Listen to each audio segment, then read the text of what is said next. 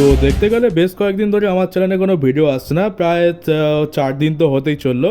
আর আমি জানি যে তোমাদের মধ্যে অনেকে রয়েছে যারা আমার ভিডিওর জন্য ওয়েট করে থাকো, তো তাদের কাছে আমি ক্ষমা চেয়ে নিচ্ছি। আমি খুবই দুঃখিত, এরকম প্রবলেম মাঝে মাঝে লাইফে চলে আসে, কিন্তু কিছু করার নেই। আর তো চলো এইসব দিকে মন না দিয়ে আসল কথায় আসা যাক। সেটা হচ্ছে যে এই ভিডিওতে ডাব্লিউডাব্লিউ রিলেটেড বেশ অনেকগুলো নিউজ রয়েছে, তো সেগুলোর উপরেই এবার ফোকাস করা যাক। আর আশা করছি এবার থেকে আমি রেগুলার ভিডিও দিতে পারবো।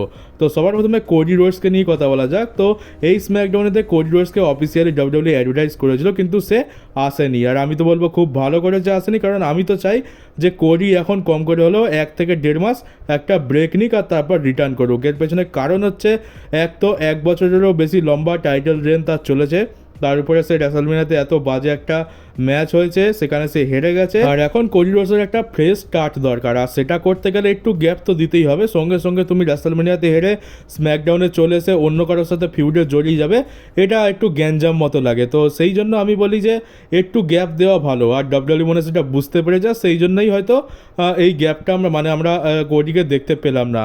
হয়তো কিছুদিন পর গিয়ে আমরা তার রিটার্ন দেখতে পাবো, তারপর সে একটা নতুন ফিউড শুরু করবে অন্য কোনো সুপারস্টারের সঙ্গে।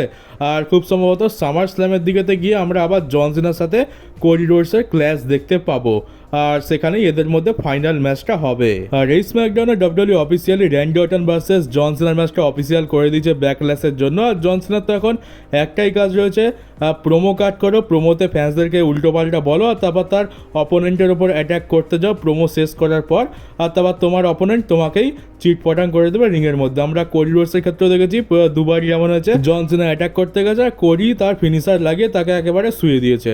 আর তারপরে আমরা র্যান্ডি অর্টনের ক্ষেত্রেও দেখতে পেলাম পরপর 2 সপ্তাহে আর কেউ খেয়ে গেল জন সিনা। তো এখন এই কাজটাই বাকি রয়ে গেছে, আর রাইভালরি বিল্ড করবে, তো সেখানে প্রত্যেকবার জন সিনা মার খেয়ে পড়ে থাকবে আর অপোনেন্টকে আপার হ্যান্ড দেওয়া হবে। হ্যাঁ, মানছি যে জন সিনাকে এখন ডাব্লিউডাব্লিউ হারানোর কোনো রকম প্ল্যান নেই, তাই সে প্রিমিয়াম লাভ ইভেন্টে সে জিতবে আর রাইভালরি চলাকালীন সে বেশিরভাগ সময় মার খাবে, কিন্তু তাই বলে একবার তো স্ট্যান্ড আউট করতে দিতেই পারে। আর প্রায় 4 বছরের অপেক্ষার অবসান ঘটিয়ে ফাইনালি অ্যালিস্টার ব্ল্যাকও ডাব্লিউডাব্লিউতে রিটার্ন করে নিয়েছে। আর মিজের সাথে এখন তার একটা ছোট্ট রাইভালরি চলবে। আর অ্যালিস্টার ব্ল্যাক তার ইন্টারভিউতে এটা রিভিল করেছে যে সে 5 থেকে 8 বছর এখন ডাব্লিউডাব্লিউতেই থাকবে। তার মানে সে তার পুরো ক্যারিয়ারটা, বাকি যেটুকু সময় তার কাছে রয়েছে পুরোটাই সে ডাব্লিউডাব্লিউতেই কাটাবে, আর তারপর রিটায়ার হয়ে যাবে। তো কম করে হলেও 8 বছর টাইম যেহেতু বলেছে 5 থেকে 8 বছর, তো তোমরা ধরেই নাও 8 বছর তো সে টেনেই দেবে ডাব্লিউডাব্লিউতে। আর যেটার ভয় পাচ্ছিলাম সেটা হচ্ছে যে কালকের মানডে নাইট ড্রতে প্যাট ম্যাকাফি গান্থারকে কল আউট করবে। তার মানে হচ্ছে যে ভেবেছিলাম যে প্যাট ম্যাকাফি আর গান্থারের মধ্যে হয়তো আমরা একটা ফিউড দেখতে পাবো, তো সেটাই সত্যি হতে চলেছে। মানে গান্থারের লেভেল কোথা থেকে কোথায় নেমে চলে গেছে, এখন কমেন্টেটারের সাথে তাকে লড়তে হচ্ছে। আর কালকের মানডে নাইট ড্রতে প্যাট ম্যাকাফি গান্থারকে কল আউট করবে, সবকিছু অ্যাড্রেস করবে, তো সেখান থেকে আমরা এই স্টোরি লাইনটা শুরু হতে দেখতে পাবো। সম্ভবত ব্যাকল্যাশেতে মেবি ওখানে একটা ম্যাচ হতে পারে, কিংবা ডাব্লিউডাব্লিউ চাইলে এটা রয়্যাল এপিসোডও করিয়ে দিতে পারে। তো এটা নিয়ে আর কি বা বলবো, আমরা চোখের সামনে সোলো সিকোয়ার পতন দেখেছি, এবার আমরা গান্থারেরও সেই একই হাল দেখছি। আর ডাব্লিউডাব্লিউ ভবিষ্যতে জন সিনা আর ট্র্যাভিস স্কটের একটা ট্যাগ টিম বানানোর প্ল্যান করছে। আমরা জন সিনা আর ট্র্যাভিস স্কটকে একই ট্যাগ টিমে দেখতে পাবো, এরা ট্যাগ টিম ম্যাচ লড়বে। আর বলা যায় না, হয়তো এরা ডাব্লিউডাব্লিউ চাইলে এদেরকে চ্যাম্পিয়নও বানিয়ে দিতে পারে অল্প সময়ের জন্য। আর এইটা যদি হয় তাহলে মনে হচ্ছে এখানে আমরা কোডি রোডসের সাথে স্টোরি লাইন দেখতে পাবো। এখানে কোডি রোডস থাকবে, কোডি রোডসের সাথেও একটা সেলিব্রিটি থাকবে, যেহেতু জন সিনার সাথে ট্র্যাভিস স্কট রয়েছে। আর এমনটা আমার ধারণা যে ডাব্লিউডাব্লিউ যদি এই ট্যাগ টিমটা বানায়, তাহলে আমরা John Cena, Travis Scott versus Cody Rhodes আর ব্যাড বানিকে দেখতে পাবো। এটা আমার মনে হচ্ছে হতে পারে যদি আমরা জন সিনার একটা ট্যাগ টিম দেখতে পাই ট্র্যাভিস স্কটের সাথে, কারণ ওই সেন্সটাই ভালো বোঝাচ্ছে। এখানে ব্যাড বানির জায়গায় অন্য কেউ হলেও হতে পারে, কিন্তু ব্যাড বানি আমার মনে হচ্ছে অনেকদিন দেখিনি, ব্যাড বানি সব থেকে ভালো হবে এখানে অপশান। আর ব্যাড বানি যেহেতু খুব ভালো মতো রেসলিংও করতে পারে, তো এখানে ব্যাড বানিরই সব থেকে ভালো চান্স লাগছে। আর তাছাড়া অনেকদিন তাকে রেসলিং করতে দেখা হয়নি, তো সেই জন্যই আমি ব্যাড বানিকে দেখতে চাই। তো দেখা যাক এটা আমরা ভবিষ্যতে দেখতে পাই কিনা। তোমাদেরকে বেশ কিছুদিন আগে বলেছিলাম যে AEWর একজন ফিমেল স্টার রয়েছে মারিয়া মে, এ কিন্তু খুবই ফেমাস AEWতে আর পুরো ওয়ার্ল্ডে। আর ডাব্লিউডাব্লিউকে সাইন করাতে চায়, তো এর কন্ট্রাক্ট এই 2025 সাল শেষ হওয়ার আগেই AEWর সাথে শেষ হয়ে যাবে। আর ডাব্লিউডাব্লিউ তাকে কিন্তু একটা হিউজ পরিমাণ ডিল অফার করছে, মানে ধরে নিতে পারো যে বেকি লিঞ্চ, শার্লেট ফ্লেয়ার এদের মতোই টাকা মারিয়ামেকে অফার করা হবে। আর যদি মারিয়ামে রাজি থাকে, মানে আমার তো মনে হচ্ছে রাজি হয়েই যাবে, আর আমরা তারপর তাকে ডাব্লিউডব্লিউতেও দেখতে পাবো। আর এই স্ম্যাকডাউনে আমরা ফ্র্যাক্সিয়াম মানে অ্যাক্সিয়াম আর নেথান ফ্রেজারেরও কল আউট দেখতে পেলাম এনএক্সটি থেকে। আর এখন অফিসিয়ালি ডাব্লিউডব্লিউর ওয়েবসাইটে এদেরকে স্ম্যাকডাউনের সুপারস্টার হিসাবে দেখানো হচ্ছে। আর তোমরা নিচেতে অ্যালিস্টার ব্ল্যাককেও দেখতে পাচ্ছ। আর অ্যালিস্টার ব্ল্যাকের রিটার্নটাও স্মরণীয় হয়ে থাকবে, কারণ এক তো সে 4 বছর পর ডাব্লিউডব্লিউতে রিটার্ন করলো, সেই দিনেই তার বউ জেলিনা ভেগা ইউএস চ্যাম্পিয়নশিপ জিতলো। আর যেহেতু মেক্সিকোর ডাব্লিউডব্লিউর প্রিমিয়াম লাইভ ইভেন্ট বলো বা মেক্সিকোর যে একটা বড় ডিল ডাব্লিউডব্লিউ হাতে পেয়েছে সেটা আসছে, তো সেই জন্য ডাব্লিউডব্লিউ মেক্সিকান রেসলারদের বেশ ভালো মতো দেখাচ্ছে টেলিভিশনে। তাদেরকে খুব বেশি পুশ করছে তো বলবো না, কারণ জেলিনা ভেগা চ্যাম্পিয়নশিপ জিতলো, বাকি যে সমস্ত মেক্সিকান রেসলার রয়েছে ড্র্যাগন লির কথা বলে নাও, স্যান্টোস এসকোবারের কথা বলে নাও, হাম্বার্টো কারিও, তারপর এলডব্লিউ, তাদেরকে কিন্তু নর্মালি বুক করছে, মানে ওই জবার টাইপেরই লাগছে তাদেরকে। কিন্তু তাও তারা যে টিভি টাইমটা পাচ্ছে সেটাই বা কজন পায়। আর তারপর জেলিনা ভেগাকে ইউএস চ্যাম্পিয়নশিপও দিয়ে দিল, এটা একটা পুশ বলতে পারো। তো এখন এই মেক্সিকান রেসলারদের ডাব্লিউডব্লিউ টেলিভিশনে বেশ কিছুদিন রমরমা চলবে, যতদিন না ওই মেক্সিকোতে প্রিমিয়াম লাইভ ইভেন্টটা কমপ্লিট হচ্ছে। আর রাসেল বোর্ডসের তরফ থেকে নিউজ এসেছে যে ডাব্লিউডব্লিউ আর পেন্টা আর তার ভাই রে ফিনিক্সকে একসাথে করে ট্যাগ টিম ডিভিশনে চালাতে চায়। তো এটা তো খুবই খারাপ আইডিয়া, কারণ এদেরকে সিঙ্গেল হিসাবে রাখলেই আমার মনে হয় বেশি ভালো মতো বুক করা যাবে। আর ট্যাগ টিমে আমি এই জন্যই চাইছি না, কারণ ট্যাগ টিমের হাল তো তোমরা জানো, ট্যাগ টিম ডিভিশনে গেলে এদেরও হাল খুবই খারাপ হয়ে যাবে। চ্যাম্পিয়নশিপ যদি এদেরকে জিতেও দেয় তাও বা কী হয়ে যাবে, এখন ট্যাগ টিম চ্যাম্পিয়নশিপের ভ্যালুটাই বা কী। আর ট্যাগ টিম ডিভিশনে গেলে আমি তো বলবো এদের ডিমোশনই হবে, প্রমোশন তো হবে না।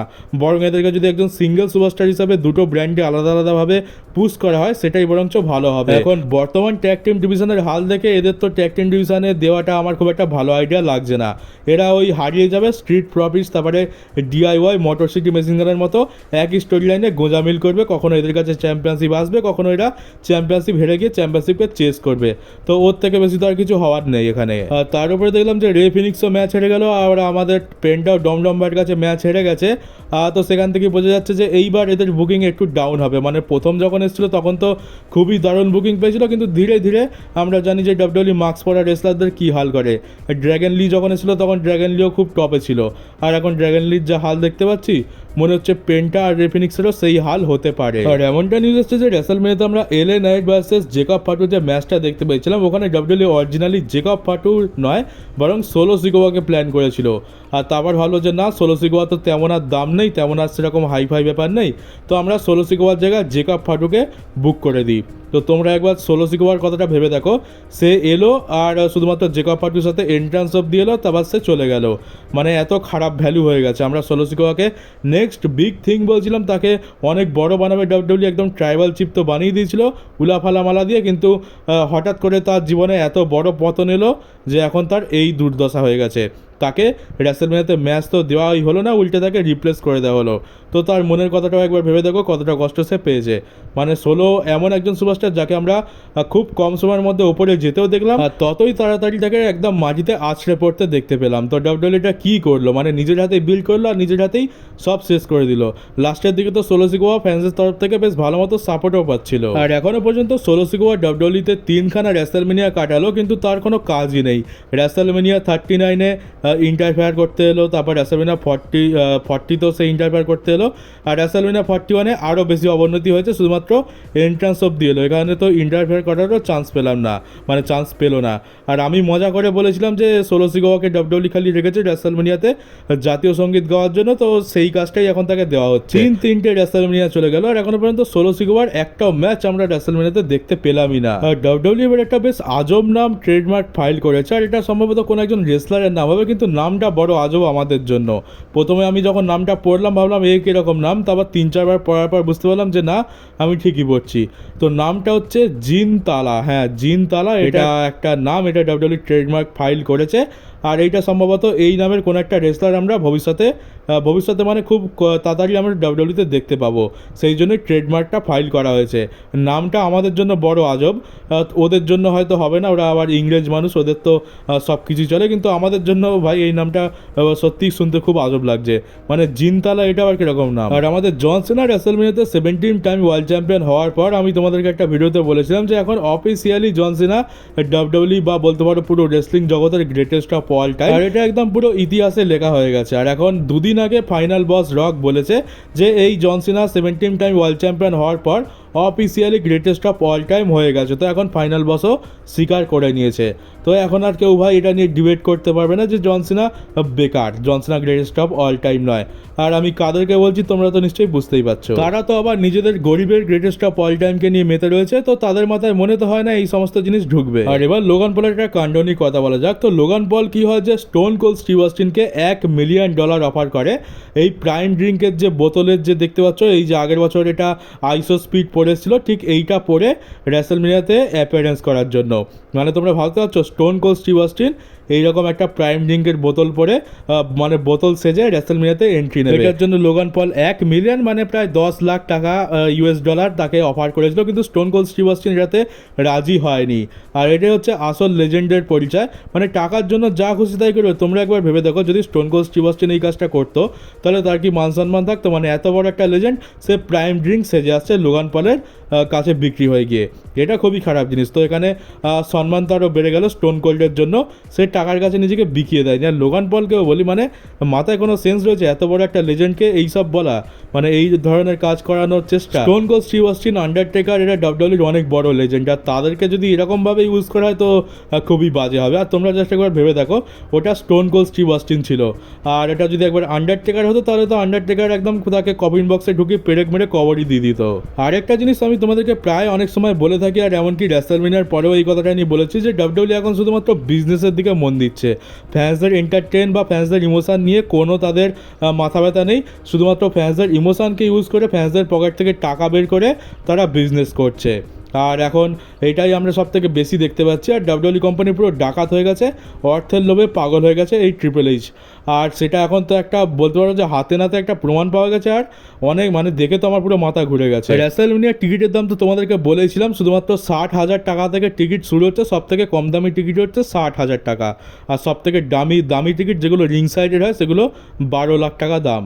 তো ওটা তো বাদ দাও। এবারে র মানে মানডে নাইট র আর স্ম্যাকডাউনের টিকিটের কথা বলি, তো তোমরা একবার পার্থক্যটা দেখে দাও। বাঁ দিকে তোমরা যে ফটোটা দেখতে পাচ্ছ ওটা 2022 সালের টিকিটের দাম ছিল, যেটা ছিল $264, যেটা আমাদের ভারতীয় টাকায় দেখতে গেলে প্রায় $23,000, আর বাংলাদেশি টাকায় তো আরও অনেক বেশি হবে।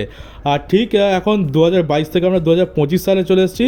এখন মানডে নাইট র টিকিটের দাম তোমরা দেখে নাও 3-4 গুণেরও বেশি বেড়ে গেছে। এখানে $929, মানে যেটা হচ্ছে প্রায় $80,000 মতো। তো বুঝতে পারছো কত বেশি দাম বাড়িয়ে দিয়েছে এখানে। আর বাংলাদেশি টাকায় তো দেখতে গেলে মোটামুটি ওটা $1 লাখ ওপরেই চলে যাচ্ছে।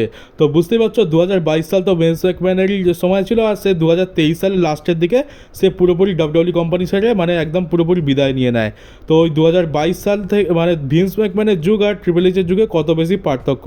ভিন্স ম্যাকম্যান টিকিটের দাম একটা মানানসই টিকিটের দাম ছিল, যেরকম হওয়া উচিত সেরকমই ছিল, সবার সাধ্যের মধ্যে ছিল। আর ভিন্স ম্যাকম্যান ফ্যান্সদেরকে এন্টারটেনও করতো, ফ্যান্সরা যা দেখতে চাইতো সেটাও দেখাতো, ভালো স্টোরি লাইনও দিত, মানে টাকাটা উসুল হয়ে যেত। আর এখন টিকিটের দাম প্রায় 5 গুণ বেশি বেড়ে গেছে, আর আমরা কি পাচ্ছি? কিছুই পাচ্ছি না। তো ভালো স্টোরি লাইন আছে, না তো আমরা ভালো ম্যাচেস দেখতে পাচ্ছি, আর না তো আমাদেরকে যেগুলো প্রমিস করা হয়েছিল সেগুলো আমরা পাচ্ছি। আর টিকিটের এত বেশি দাম বাড়িয়ে দিয়েছে, তাই ফ্যান্সরা এটাকে একটু অ্যাভয়েড করেই চলছে। মানে সাধারণ যারা আগে দেখতো তারা তো এখন আর এরিনাতে এসে দেখবে না। এইগুলো অ্যাফোর্ড করে তাদের পক্ষে সম্ভব যারা অনেক বেশি বড় লোক, মানে ঘেঁটে ভালো টাকা আছে, তারা ডাব্লিউডব্লিউর পেছনে টাকা ঢালতেও পারবে, অঢেল টাকা, তাদের জন্য এগুলো। তো এই জন্যই তো এখন এরিনা সোল্ড আউট হচ্ছে না। আমরা কি দেখতে পেলাম? এলিমিনেশন চেম্বারে টিকিট বিক্রি হচ্ছিল না, তাই জন্য ডাব্লিউডব্লিউ রকের নাম ইউজ করে টিকিটগুলো বিক্রি করে নিল, যে রক আসছে কোডি রোডসের সোল কিনতে। তাই সবাই ভাবলো যে ঠিক আছে, অনেক টাকা তো কী হচ্ছে, টিকিট কিনে একবার দেখতে চলে যাই। তো আমরা ভাবলাম যে ঠিক আছে, এবার তো রক অনেক বড় জিনিস ঘটিয়ে দিয়েছে, জন সিনার হিল টার্ন ঘটিয়ে দিয়েছে, তো এবার রেসলমেনিয়া তো নিশ্চয়ই ভালো কিছু হবে। তো রেসলমেনিয়ার যে টিকিটগুলো বিক্রি হচ্ছিল না সেগুলো বিক্রি হয়ে গেল বেশি বেশি দাম হওয়া সত্ত্বেও। আর সত্যি এটা খুবই একটা ঘৃণ্য আর জঘন্য একটা কাজ, মানে ট্রিপল এইচ টাকার লোভে এত বেশি নিচে নামতে পারে, এটা সত্যি খুবই খারাপ।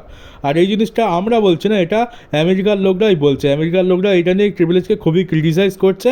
আর এই যে ফটোটা দেখতে পাচ্ছ টিকিটের, এটাও কিন্তু একটা আমেরিকানই পোস্ট করেছে, তাই জন্যই তো জানতে পারলাম যে এই সব চলছে ওখানে, আর টিকিটের দাম এত বেশি। আর দাম বাড়ানো তো বাড়ানো, মানে $100 নয়, $200 নয়, একবারে $700, মানে প্রায় 4-5 গুণেরও বেশি টিকিটের দাম হয়ে গেছে। তো এটা নিয়ে তো ঝামেলা হওয়ারই ছিল, আর ঝামেলা হচ্ছে। আর ওই জন্যই আমরা দেখছি যে এলিমিনেশন চেম্বার রেসলমেনিয়া সোল্ড আউট হচ্ছে না, ডাব্লিউডাব্লিউ ওগুলোকে তো সোল্ড আউট বলে চালাচ্ছে, কিন্তু আসল যে রিপোর্টস আসছে তাতে আমরা দেখতে পাচ্ছি যে কম করে হলো 2000-1200 এরকম টিকিট কিন্তু বিক্রি হচ্ছে না, কিন্তু ডাব্লিউডাব্লিউ নিজেদের সম্মান বাঁচানোর জন্য সেগুলোকে সোল্ড আউট বলে চালাচ্ছে। রেসলমেনিয়াতে কী বলা হয়েছিল যে 61,000 ক্রাউড আছে, 62,000 ক্রাউড আছে, কিন্তু সেখানের ক্যাপাসিটি ছিল 55,000। তাহলে 62,000 ক্রাউড কী করে সেখানে ধরে যায়? আর রেসলমেনিয়ার দিনে একটা রিপোর্ট আছে যে এখনও পর্যন্ত কিন্তু 1200 খানা টিকিট বিক্রি হয়নি, 55,000-এর মধ্যে 1200 খানা টিকিট বিক্রি হয়নি। আর ঠিক রেসলমেনিয়া তার কিছু ঘন্টা পর শুরু হয় আর আমাদেরকে বলা হয় যে 61,000 টিকিট বিক্রি হয়ে গেছে, আর এরিনা পুরোপুরি সোল্ড আউট, যেখানে ক্যাপাসিটি ছিল মাত্র 55,000। তাহলে এটা কি করে সম্ভব হয়? এখানে ডাব্লিউডাব্লিউ নিজের সম্মান বাঁচানোর জন্য আমাদেরকে মিথ্যে কথা বলছে, আসলে এইবারে রেসলমেনিয়া সোল্ড আউট ছিলই না, আর তার পেছনে এই টিকিটের দাম একটা অনেক বড় কারণ। এটা নিয়ে আমাদের তো মাথা ব্যথার কোনো কারণ নেই, কারণ ডাব্লিউডাব্লিউ তো আমাদের এখানে হচ্ছে না আর আমরা টিকিট কেটে দেখতেও যাচ্ছি না, কিন্তু এটা যেহেতু আমেরিকাতে হচ্ছে তো এটা একটা খারাপ প্রভাব তো ফেলবে। এইভাবে ধীরে ধীরে কিন্তু মানুষের ডাব্লিউডাব্লিউ কোম্পানির ওপর থেকে বিশ্বাস উঠে যাবে, আর একটা সময় গিয়ে কিন্তু ডাব্লিউডাব্লিউ আর ফ্যান্সদের বোকা বানাতে পারবে না। সেই দিন কিন্তু খুব বেশি দূরে নেই, হয়তো কিছু বছরের মধ্যেই আমরা সেটা দেখতে পেয়ে যাবো যদি এই টাকলা ট্রিপল এইচ না শুধরায়। তো চলো গাইজ, এই ছিল আজকে নিউজ ভিডিও। কেমন লাগলো কমেন্ট বক্সে অবশ্যই জানিও। নতুন হয়ে থাকলে চ্যানেলটাকে সাবস্ক্রাইব করে নোটিফিকেশন বেলটাকে অবশ্যই অন করে দিও, আর ভিডিওটাকে শেয়ার করতে একদমই ভুলো না। তো চলো, দেখা হচ্ছে তোমাদের সাথে কালকে ডাব্লিউডাব্লিউর একটা নতুন নিউজ ভিডিও নিয়ে।